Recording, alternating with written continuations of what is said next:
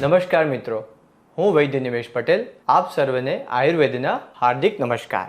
દોસ્તો, છેલ્લા 12 વર્ષમાં અઢળક કપલને મેં ગર્ભ સંસ્કાર ચિકિત્સા કરાવી છે.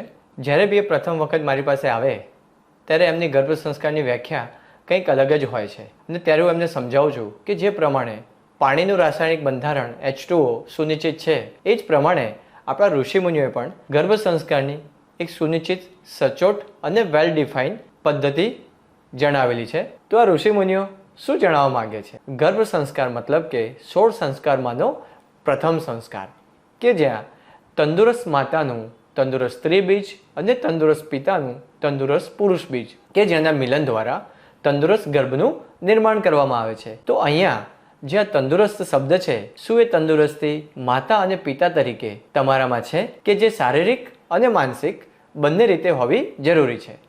તો મિત્રો, તમે ટર્મ પ્લાન લીધો જ હશે, મેડિક્લેમ પણ લીધો હશે, SIP અને મ્યુચ્યુઅલ ફંડમાં બી નિવેશ તો કર્યું જ હશે.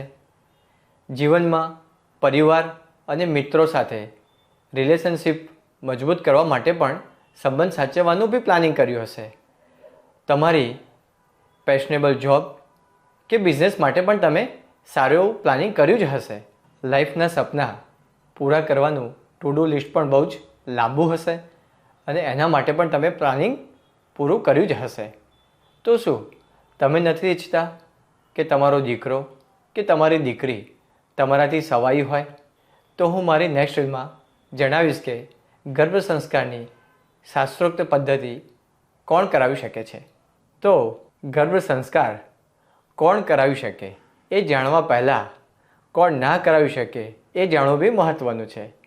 તો તમારા નાની, તમારા દાદી, મમ્મી કે સાસુ, નણંદ કે ભોજાઈ, જેઠાણી કે દેરાણી, કે તમારી સ્કૂલની કે કોલેજની મિત્ર, કે તમારા પડોશી ફઈ, આમાંથી કોઈ પણ તમને ગર્ભ સંસ્કારનું સચોટ જ્ઞાન આપી શકે એમ નથી.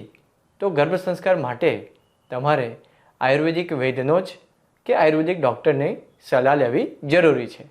પરિવાર તમને માહિતી આપી શકશે, પરિવાર તમને સલાહ આપી શકશે, પણ તમારી પ્રકૃતિ, તમારા શરીરનું બંધારણ, એનું જ્ઞાન એમની પાસે નથી હોતું, પણ એમનો અનુભવ તમને જણાવી શકશે.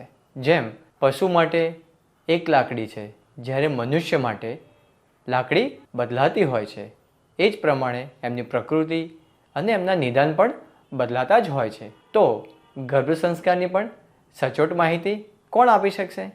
ગર્ભ સંસ્કારના નિષ્ણાંત જ આપી શકશે. જો ઈચ્છિત બાળકની પરિકલ્પના સિંહ જેવી હોય તો માતાનું ગર્ભ અને પિતાનું બીજ પણ કેટલું મજબૂત હોવું જોઈએ. જો તમને કોઈ રાડોની ઘડિયાળ 2 લાખની જગ્યાએ 2000માંની ફર્સ્ટ કોપી આપશે તો તમે લેશો નહીં. કેમ કે બહારી વસ્તુ કે બહારી સૌંદર્યતા તમને શારીરિક મજબૂતાઈ નહીં આપી શકે. એના માટે તો તમારું બીજ જ મજબૂત હોવું જરૂરી છે. જેમ કે તમે ઈચ્છિત બાળક સિંહ ઈચ્છતા હોવ પણ એના બીજ શિયાળ જેવા હોય તો ચાલશે?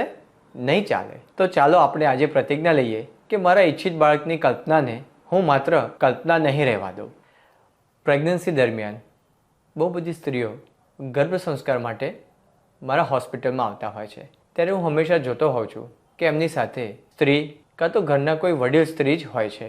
તો હું એમને ત્યારે પૂછતો હોઉં છું કે તમારા હસબન્ડ ક્યાં છે? તો એ લોકો હસીને કે શરમાઈને મને જવાબ આપતા હોય છે કે સર, આ બધું તો સ્ત્રીઓનું કામ છે, પુરુષોનું નહીં. તો મને આશ્ચર્ય થાય અને હું એમને જણાવું કે પિતા તરીકેની એમની બાળક પ્રત્યેની લાગણી દેખાડવા માટે તમે તમારા પતિને કે તમારા હસબન્ડને ઇન્વોલ્વ કરવા જ નથી માગતા. તો એ કેવી રીતે ઇન્વોલ્વ થઈ શકશે? માટે જ પ્રેગ્નન્સી દરમિયાન ફક્ત સ્ત્રી નહીં પણ પુરુષ અને સ્ત્રી બંને સરખા ભાગે જ પ્રેગ્નન્ટ હોય છે. ખરેખર નવજાત બાળકને પરિવારમાં લાવવાનો અધિકાર માત્ર સ્ત્રીઓનો જ નહીં પરંતુ સમગ્ર પરિવારનો જ હોય છે. જય આયુર્વેદ.